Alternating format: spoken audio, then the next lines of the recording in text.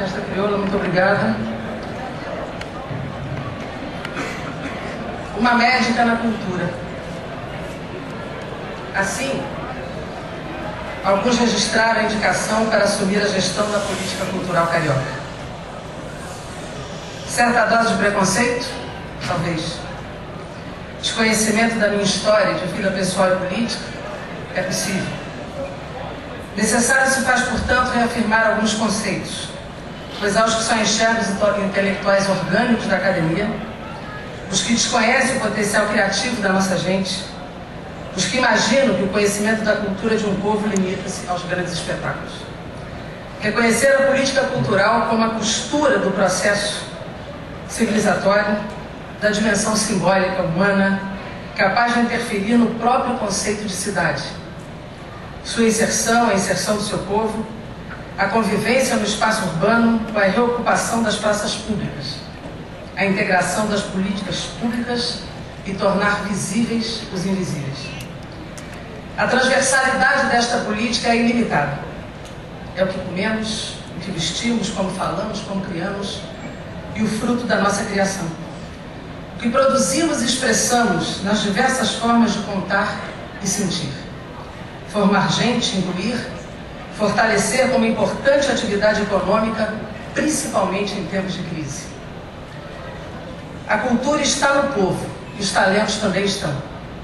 Mas é preciso que a arte e os bens culturais sejam fonte de afeto, de aumento de conhecimento, reflexão e alegria para todos. Segundo dados do Ministério da Cultura, apenas 13% dos brasileiros frequentam o cinema alguma vez por ano. Mais de 90% nunca entraram em um museu ou jamais frequentaram uma exposição de arte. 80% nunca assistiu um espetáculo de dança, embora quase 30% saiam para dançar, que gostam. O brasileiro lê em média 1,8 livros per capita ano. E 73% dos livros estão concentrados em 16% da população. Na nossa cidade, a disparidade entre as diversas regiões reproduz boa parte dessa estatística. As manifestações culturais resistem, porque são necessidades vitais. E pela força que tem na nossa história, independente da ação do poder público. Para alcançar a equidade e amplificar a criação, precisa, no entanto, que tenhamos a responsabilidade de fomentar. A política cultural pública não pode ser terceirizada. É responsabilidade nossa e deve ser política do Estado. A cultura deve ser vista como política estratégica da democracia, da cidadania e da libertação. Como dizia José Martí, pensador, escritor e poeta cubano, a melhor maneira de ser livre é ser culto. Olhando a nossa cidade, vemos que há muros, fragmentação, as pessoas não convivem, mesmo residindo no mesmo espaço territorial. Não podemos aceitar a divisão entre os que sabem e mandam e os que não sabem e obedecem. Não se trata, como dizia Gramsci, de instrumentalizar a cultura para a luta política, e sim fazer da própria luta pela hegemonia o processo histórico de instituição de uma nova cultura política. Hegel aponta como um conjunto internamente articulado dos modos de vida de uma sociedade determinada e é concebida como campo das formas simbólicas, trabalho, linguagem, religião, ciências e artes produzidas pelo trabalho do espírito. É necessário, portanto, sair do senso comum, interpretar a realidade com outros olhos e construir caminhos juntamente com os saberes existentes. Afirmar a nossa identidade pela diversidade, o nosso jeito de ser, a nossa estética. Esta é a forma de impedir a colonização cultural, a importação de estereótipos e o monopólio étnico.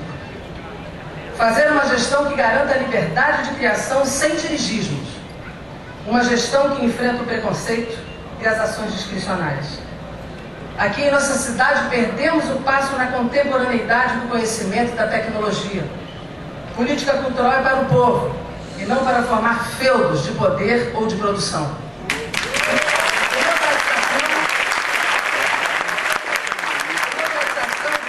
Acesso, integração, valorização da história e da ambiência cultural já constam do nosso projeto e já batizam os nomes das nossas subsecretarias.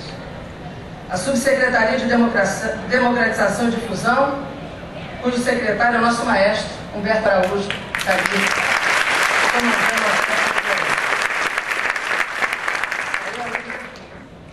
Aí eu não consigo ler meu próprio discurso. Subsecretaria de Integração e Projetos Especiais, nosso professor de português e literatura, ex-vereador da cidade, Mário Del Rey.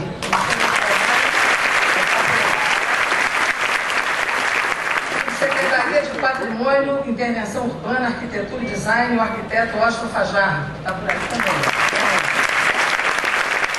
Subsecretário de Gestão, nosso ator, diretor e teatrólogo, Randall Fará. Presidente da Rio Filme Distribuidora, jornalista e cineasta Sérgio Saleitão. Presidente da Fundação Planetário, engenheiro Celso Cunha. Nós vamos aqui ao criar a assessoria internacional da Secretaria Municipal de Cultura, com Romaric Buell e Camila do Vale. Assessoria especial, a consultora Tamar Dias. No Centro de Arte de Formação Calouste Gulbenkian, o nosso querido ator Antônio Pedro. Tem uma tarefa fenomenal, não só formar os formadores, como fazer da Praça 11 um grande amálgama entre a Lapa e as sagas que foram cortados pela Presidente Vargas. Gerência de Artes Visuais, a designer Cláudia Zarmos. Gerência dos Teatros, a produtora, membro da Associação de Produtores Independentes de Teatro, a PTR, Ana Luísa. Gerência de Arte Cênica, da diretora teatral Celina Sodré. Na recém-criada Gerência de Música, o professor da Escola de Música da UFRJ, Samuel Araújo. Gerência das Zonas Culturais, Sérgio Ricardo. Centro de Excelência do Teatro Infantil e Cultura para a Infância. Percebam a novidade. Cultura para a Infância, para dar a ótica da criança em todas as nossas políticas da Secretaria Municipal de Cultura. Karen Ascioli. Daniela Nani, coordenador da Feira de Tradições Nordestinas, Luiz Gonzaga, Marcos Luciano. Os nomes aqui não anunciados, porque estão em definição. Vocês aguardem que vocês vão saber daqui a pouco. Não hoje, daqui a pouco. A Secretaria voltou a se chamar Secretaria Municipal de Cultura, sem S.